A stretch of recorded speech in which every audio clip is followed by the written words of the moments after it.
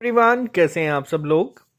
आप लोगों को पता है जेके बैंक पीओ का जो प्रीलिम्स है वो आप लोगों का ख़त्म हो चुका है और विद इन 1 वीक आप लोगों का रिजल्ट जो है वो आउट हो जाएगा। तो बहुत सारे बच्चों के सेम ही चीज़ आ रही थी, जिन लोगों के भी अटेम्प्ट अच्छे हुए हैं, जिन लोगों ने तैयारी की थी कि मेंस को लेके किस तरह से तैयारी की जाए। इस बार का मेंस पिछली बार के मेंस के कंपैरिजन में अलग किस तरह से होगा। तो आज ये जो वीडियो आप लोग देख रहे हैं इसमें हम बात करेंगे जेके बैंक प्रोबेशनरी ऑफिसर्स का एक पूरा जो मेंस का एग्ज़ाम होगा आपका, उसका ओवरव्यू मैं आपको दूंगा।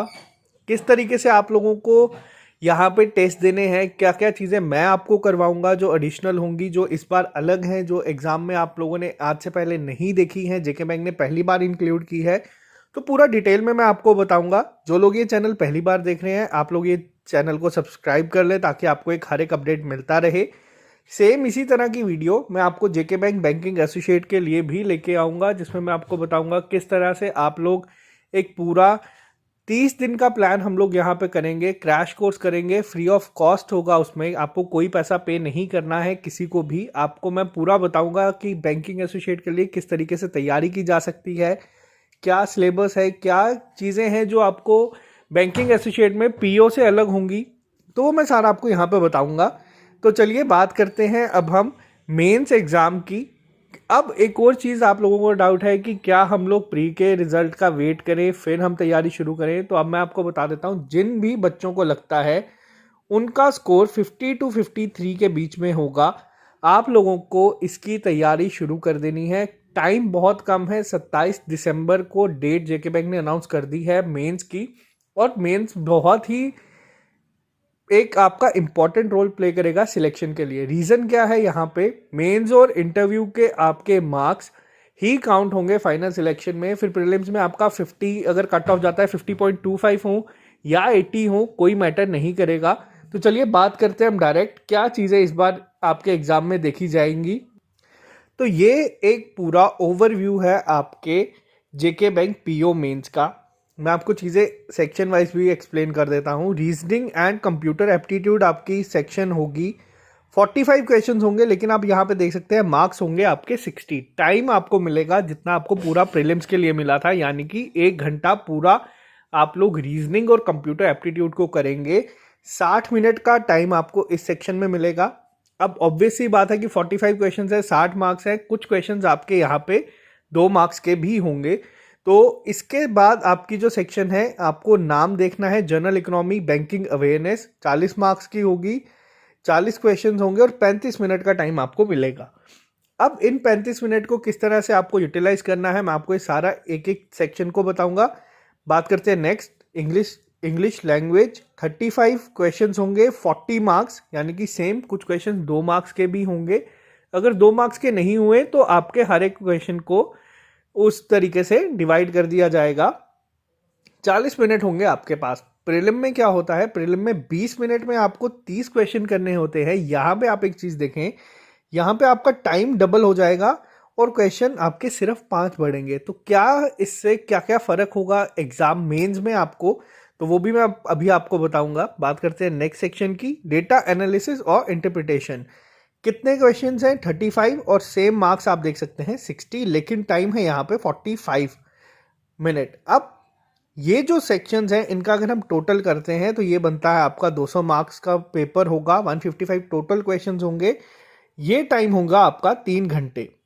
अब 3 घंटे का एग्ज़ाम आप लोगों का मेंस का होगा, लेकिन उसी के तुरंत बाद जब आप लोग ये 4 सेक्शन कर लेंगे, ये जो चीज़ आप लोग देख रहे हैं जिसकी वजह से बहुत सारे मैसेजेस भी आते हैं, डिस्क्रिप्टिव क्या है, क्या हम ऐसे लेटर अभी से प्रिपेयर कर दें, तो ये आपके 2 होंगे, एक ऐसे होगा, एक लेटर होगा। 250 वर्ड आपको टाइप करने हैं, ये कोई पेन पेपर पे नहीं होगा। आपको उसी टाइम जैसे आपके 3 घंटे खत्म होंगे, आप लोगों का डिस्क्रिप्टिव स्टार्ट हो जाएगा स्क्रीन पे, और टोटल 25 मार्क्स का होगा। 15 मार्क्स का आपका ऐसे होगा, 10 मार्क्स की आपकी लेटर होगी, और 30 मिनट का टाइम आपको मिलेगा दोनों को टाइप करने के लिए।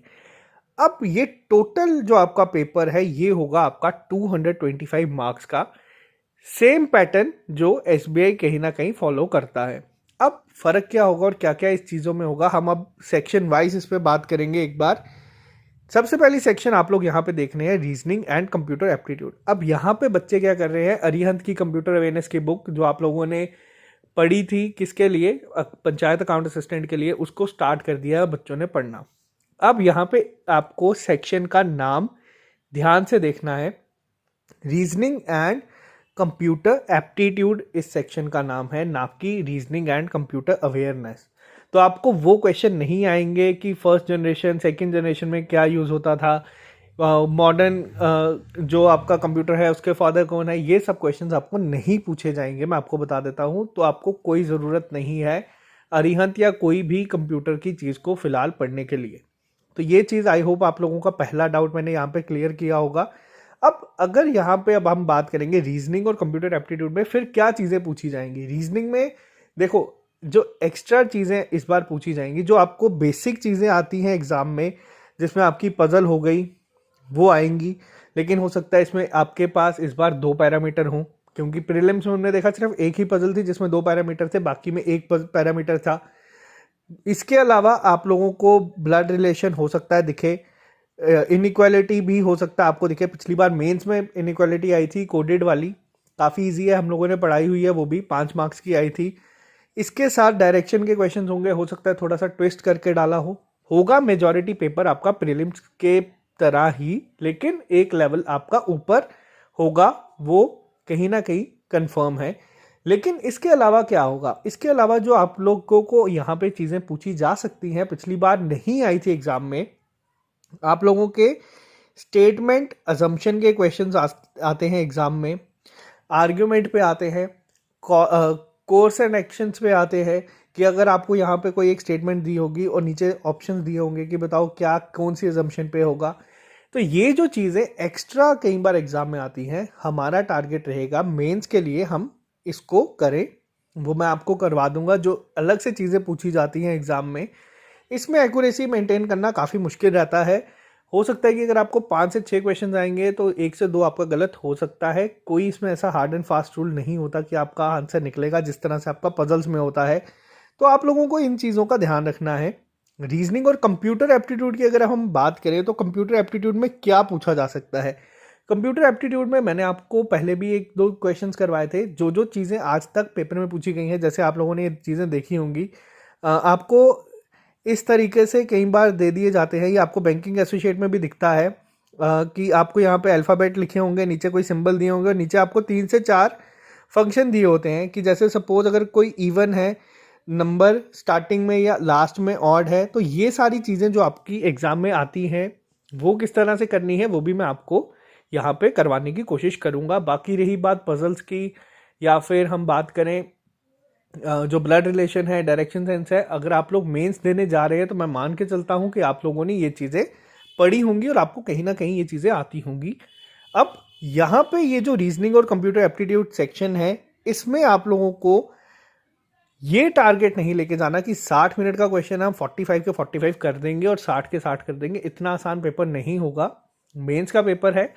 लेकिन एक चीज़ जो है, जो आपको प्री में भी काम आई थी और मेंस में भी काम आएगी, वो होगा कि जितना आराम से आप पेपर अटेम्प्ट करेंगे उतना ही आपको फ़ायदा होगा। वो मैं आपको आगे डिटेल में बताऊंगा। बात करते हैं जनरल इकोनॉमी और बैंकिंग अवेयरनेस की। अब ये सेक्शन क्या है, आज से पहले जो पिछली बार भी मैंने आपको कहा था, ट्रेंड क्या चल रहा था, ट्रेंड चल रहा था करंट अफेयर्स का। करंट अफेयर्स 3 से 4 महीने के अगर आप पढ़ के जाते हैं एग्जाम में, आपको क्वेश्चन देखने को मिलेंगे। पिछली बार 50 के 50 क्वेश्चन आपके करंट अफेयर के ऊपर ही थे। लेकिन अब यहाँ पे इस बार जो अभी रिसेंट एग्जाम्स हुए हैं आपके मेंस के, जिसमें हम SBI क्लर्क मेंस की बात करें या RBI मेंस की बात करें, जो भी हुआ है उस पर जनरल इकोनॉमी और बैंकिंग अवेयरनेस का लेवल काफ़ी अच्छा रहा है। तो आपको इस चीज़ का आप ध्यान देना है।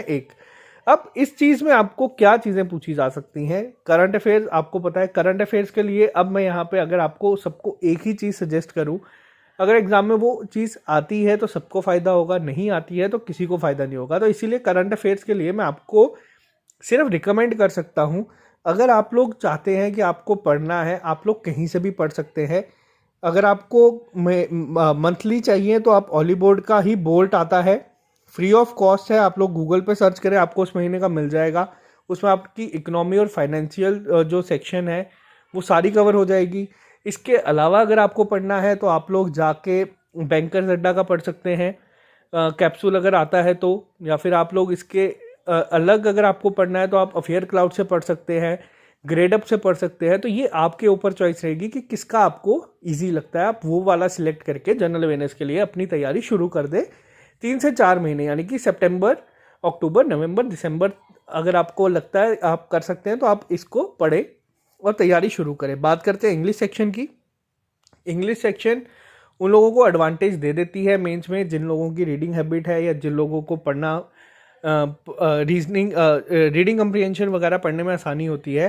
रीज़न क्या है, यहाँ पे हो सकता है आपको ये 35 क्वेश्चन में 2 से 3 रीडिंग कम्प्रीहेंशन दिखें। रीज़न क्या है इसके पीछे, जब मैंने IBPS PO क्वालिफाई किया था उस टाइम पे छोटे छोटे रीडिंग कम्प्रीहेंशन आए हुए थे, 5-5 क्वेश्चंस के सेट, 3 से 4 से थे वो, और काफ़ी अच्छे लेवल के थे, नॉर्मल थे, मॉडरेट थे। कोई भी बच्चा अगर चाहता तो उसमें अच्छा अटेम्प्ट कर सकता था। तो ये आपकी एक स्कोरिंग सेक्शन बन सकती है एग्ज़ाम में। बात करते हैं इसके बाद जो नेक्स्ट सेक्शन है जिसके लिए काफ़ी बच्चे बोल रहे हैं, डेटा एनालिसिस और इंटरप्रिटेशन। कई बच्चे कह रहे हैं कि इसमें सिर्फ DI आएगी, तो मैं यहाँ पे भी आपको बता दूँ हो सकता है कि इसमें आपको DI ज़्यादा देखने को मिले। 35 क्वेश्चन होंगे टोटल, लेकिन DI होगी। डेटा सफिशिएंसी भी आपकी डेटा एनालिसिस में आती है। डेटा सफिशिएंसी क्या होती है अगर कई लोगों को नहीं पता, तो इसमें हो सकता है आपको 2 स्टेटमेंट दे दी जाए, 2 स्टेटमेंट दे दी जाए एक क्वेश्चन के साथ, जिसमें आपको पूछा जाए कि इसका आंसर आप कितनी स्टेटमेंट को यूज़ करके निकाल सकते हैं। क्या आप लोग सिर्फ एक से कर सकते हैं या दोनों में से सिर्फ एक से कर सकते हैं, दोनों को मिला के। तो ये जो चीज़ है आपकी क्वांटिटेटिव एप्टीट्यूड में, तो ये आप लोगों को डेटा एनालिसिस इंटरप्रिटेशन में काफ़ी हेल्प भी कर सकता है। और ये कई बार होता है कि आप लोगों को इसमें एग्जैक्ट आंसर नहीं निकालने होते, तो जो डेटा सफिशिएंसी होगी वो भी मैं आपको इसमें पढ़ाऊंगा 27 तारीख से पहले। और इसके साथ ही कई बार आजकल आते हैं quantity based question, quantity 1, quantity 2। अगर आप लोगों ने ऑलिव बोर्ड के टेस्ट दिए हैं तो आपको वो दिखे होंगे, प्री में भी उन्होंने डाले थे, तो वो क्वेश्चन आपको हो सकता है मेंस में भी दिखें। DI ये डेटा एनालिसिस और इंटरप्रिटेशन सेक्शन में पेपर का लेवल आप लोगों को बता दूं, इस बार क्या होगा, मेंस जो है वो ऑब्वियस है प्री से 1 से 2 लेवल ऊपर आता है। इम्पॉर्टेंट ये नहीं होगा कि आप लोग मेंस कैसे करते हैं या कितना करते हैं। आप लोगों का जो सबसे ज़्यादा क्रूशियल यहाँ पे एक चीज़ होगी जो आप लोगों को सीखनी है, वो है ये कि आप 3.5 घंटे बैठ के क्या कोई टेस्ट अटेम्प्ट कर सकते हैं या पेपर अटेम्प्ट कर सकते हैं। कई बार क्या होता है एग्ज़ाम हॉल में, ये चीज़ मैंने देखी है, बच्चे क्या करते हैं जब एक सेक्शन 1 घंटे की हो जाती है तो उनका जो ग्राफ है या जो तैयारी है वो पूरा एक गिरना शुरू हो जाता है। तो क्वांटिटेटिव एप्टीट्यूड आते आते इतनी ख़राब हालत हो जाती है, हिम्मत ही नहीं बचती क्योंकि आदत नहीं होती सिटिंग की। तो वो क्या करते हैं, वो कहते हैं कि यार जो होगा देखा जाएगा, तो वो आते जाते क्वेश्चंस को भी स्किप करना शुरू कर देते हैं। तो ये काफ़ी आप लोगों के लिए एक साइकोलॉजिकल चैलेंज बन जाता है कि इतना एग्ज़ाम किस तरीके से आप अटेम्प्ट करेंगे। 3.5 घंटे का एग्ज़ाम होगा और उसके बाद आपको डिस्क्रिप्टिव के लिए भी मैं पूरा गाइड कर दूंगा किस तरह से करना होता है। आपको हार्डली इसके लिए 7 से 10 दिन लगेंगे, वो मैं आपको पूरा बता दूंगा। तो मेरे एंड से जो आप लोगों को चीज़ें मिलेंगी वो मैं आपको इसमें कंप्यूटर एप्टीट्यूड जो एक अलग से आता है वो, इसके साथ ही जो डेटा एनालिसिस में चीज़ें आएंगी आपको वो भी कवर करवा दूंगा। रीजनिंग में मेंस लेवल का क्या क्या पूछा जाता है, स्टेटमेंट अजम्पशन हो गया या स्टेटमेंट आर्ग्यूमेंट हो गया, वो मैं आपको कवर करवाने की कोशिश करूंगा। इनपुट आउटपुट आपको हो सकता है पेपर में देखने को मिले, मैं उसको भी आपको करवाने का एक बिल्कुल सिंपल सा तरीका बता दूंगा। तो ये सारी चीज़ें मैं आपको करवाने की कोशिश करूंगा। जनरल इकोनॉमी बैंकिंग अवेयरनेस के लिए मैंने आपको बता दिया है, ऑलिव बोर्ड का बोल्ट आप लोग जाके फ्री में डाउनलोड कर सकते हैं, ग्रेडअप के वीकली डाउनलोड कर सकते हैं। करंट अफेयर आपकी सेम रहेगी, आपको ज़्यादा उस पर फ़र्क नहीं पड़ेगा। तो आप लोग जाके ये चीज़ें अपने अकॉर्डिंगली जो आपको बेस्ट लगता है आप उसको तैयारी करें। अगर आपको लगता है कि आपको ये चीज़ समझ आ रही है या इनकी एक्सप्लेनेशन काफ़ी है तो आप उसको अपने अकॉर्डिंगली कर सकते हैं।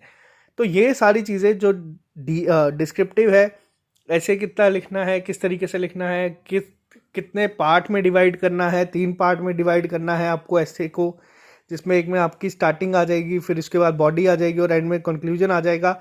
250 वर्ड का होगा, ऐसा नहीं है, कोई भी बच्चा अगर एग्ज़ाम देने जाए वो उसको आसानी से कर सकता है अटेम्प्ट। तो ये आपको करना है। लेकिन सबसे इम्पोर्टेंट चीज़ जो मैंने आपको अभी बताई, जो आपको सीखनी है वो आपको ये चीज़ सीखनी है। तो ये हम किस तरीके से सीख सकते हैं? तो ये हम सीख सकते हैं जब तक हम लोग ये मॉक टेस्ट ना दें। अब यहाँ पे क्या है जो आपको मेन एक चीज़ सीखनी है। देखो, डिफ़िकल्टी लेवल अगर एग्ज़ाम की आएगी वो सबके लिए होगी, क्योंकि टाइम ड्यूरेशन में डिफ़िकल्ट चीज़ अटेम्प्ट करना सबके लिए मुश्किल होता है। लेकिन मैंने आपको जो चीज़ बताई है आपको सीखनी है वो ये कि आप लोग इस तरीके की आदत डालें कि आप लोग 3 से 3.5 घंटे टेस्ट दे सके। तो ये आपको हार्डली 4 से 5 मॉक टेस्ट दे के सब समझ आ जाएगा किस तरह से आपको ये देने हैं, किस तरीके से आपको बैठ के स्क्रीन पे 3.5 घंटे देखना है, आपको किस तरीके से चीज़ों को कंटिन्यू करना है। तो ये एक मॉक टेस्ट का स्केड्यूल मैं आपके लिए लेके आया हूँ। यहाँ पे आपको बता दूँ, जो मॉक टेस्ट पहला होगा वो होगा 8 दिसंबर को। अब यहाँ पे आप लोग अगर वेट करते हैं रिज़ल्ट का, तो तब तक ऑलरेडी बहुत लेट हो जाएगा, क्योंकि हमें नहीं पता कि रिज़ल्ट आपका 10 को आता है या 15 को आता है। जेके बैंक ने अपनी तरफ से मेंस की डेट जो है वो अनाउंस कर दी है कि 27 को आपका मेंस होगा। तो आपको अभी से अपने आप को प्रिपेयर करना है। आज 3 तारीख है, 5 दिन आप लोग करंट अफेयर पढ़ें, आराम से पढ़ें। आप लोग खुद देखेंगे, क्योंकि प्रीलिम्स में हमारे साथ 5,000 लोगों ने टेस्ट दिया था, मेंस टोटल 3500 लोग देंगे। अगर 1000 से 1200-1300 लोग भी वो देते हैं जो मेंस ऑलरेडी देंगे हमारे साथ, तो एक अपने आप को एक दिख जाता है कि हम कहाँ पे स्टैंड करते हैं, और वो काफ़ी हेल्प करेगा हमारी सिलेक्शन के दौरान और अपनी तैयारी को उस तरीके से कंटिन्यू करने के लिए कि हम लोग देखेंगे कि अगर हमारे मार्क्स कम आ रहे हैं तो सबके मार्क्स भी उसी रेंज में है। तो ये काफ़ी एक एडवांटेज मिलेगी हमें तैयारी के दौरान। तो ये एक मॉक टेस्ट का स्केड्यूल मैं लेके आया हूँ। अब ये जो लास्ट वाला मॉक टेस्ट आप देख रहे हैं, जिसमें मैंने यहाँ पे एक साइन बनाया है, ये आप लोग अपनी मर्जी से देंगे जब भी आपको लगता है कि आपको ये एग्ज़ाम देना है। 23 तक ये 4 को हमें फॉलो करना है। मेन हमें इसमें आपको बता दूं, मेंस के लिए सिर्फ एक चीज़ सीखनी है कि 3.5 घंटे हम लोग तैयारी किस तरीके से करेंगे और किस तरीके से इसको कंटिन्यू कर सकते हैं। तो बस आज के लिए सिर्फ इतना ही रखते हैं। अब आपको बस मेरी तरफ से यही चीज़ है जो मैं आपको करवा सकता हूँ, मैंने आपको बता दिया है। आप लोगों को मेरे एंड से जो अब चीज़ें मिलेंगी मेंस के लिए, कंप्यूटर एप्टीट्यूड, रीजनिंग में जो मेंस में एक्स्ट्रा चीज़ें ऐड होती हैं वो मैं आपको करवाऊंगा। मैं आपको हो सकता है 4 से 5 सेट अलग से सारे मिक्स करके जनरल अवेयरनेस की हो सकता है वीडियो में आपको लेके आऊँ। अगर टाइम बचा तो मैं आपको वो भी करवा दूंगा, लेकिन आप उस पर डिपेंड मत रहिएगा। मैं आपको खुद सारी चीज़ें बता रहा हूँ, आप लोग उस पर डिपेंड मत रहिएगा। वो रिवीजन के लिए आप लोगों का हेल्प करेगा।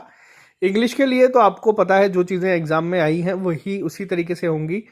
और मेंस के मैथ के लिए मैं आपको बता दूं, मैं आपको क्वांटिटी 1, क्वांटिटी 2 या डेटा सफिशिएंसी किस तरीके से करनी है वो ये सब चीज़ें मैं आपको करवा दूंगा। और डिस्क्रिप्टिव के लिए भी मैं आपको बता दूंगा किस तरीके से क्या फॉर्मेट आपको यूज़ करना है, क्या फॉर्मेट आजकल चल रहा है। तो ये सारी चीज़ें मैं आपको अपने एंड से करवा दूंगा। तो ये मेरी तरफ से है। आप लोगों को टेस्ट देने हैं, एक छोटा सा ओवरव्यू मैं उसका भी आपको दे देता हूँ। आप लोगों को क्या करना है, ऑली बोर्ड के ऐप पे जाना है। जेके एग्ज़ाम आपको दिखेंगे जब आप साइन अप करेंगे, उस पर क्लिक करना है। आपको जेके बैंक यहाँ पे दिख जाएगा। पीओ के एग्ज़ाम में जाना है, यहाँ पे ही आपको ऊपर जेके बैंक पीओ मेंस दिख जाएगा। मेंस के टेस्ट पे आपको क्लिक करना है, इस तरीके से ओपन होंगे। आपको बस वहाँ पे क्या करना है, आप लोगों को अगर आप लोग यहाँ पे चाहते हैं तो आप लोगों की मर्जी है, आपको मेंस के सेक्शनल टेस्ट भी दिख जाएंगे, जीके टेस्ट भी दिख जाएंगे। अगर आप लोगों को लगता है आप लोगों को ये लेना है तो आप लोग ये भी ले सकते हैं। तो कोड आप लोग यहाँ पे यूज़ कर दें SSS, इस तरीके से आपको 20% का डिस्काउंट भी मिल जाएगा इन सब के ऊपर। तो ये क्विक ओवरव्यू मैंने आपको दे दिया है। तैयारी अपनी अभी से शुरू कर दें, क्योंकि 60,000 की आपकी जॉब होगी, जो कि आने वाले टाइम में सेटलमेंट के बाद और बढ़ जाएगी। सेटलमेंट हो गई है, अब जल्दी ही ये 65 तक टच कर जाएगी। तो अपनी तरफ से तैयारी करते रहे, बाकी जो भी होगा वो हम एक साथ देख लेंगे। Okay guys, bye bye, take care, all the best.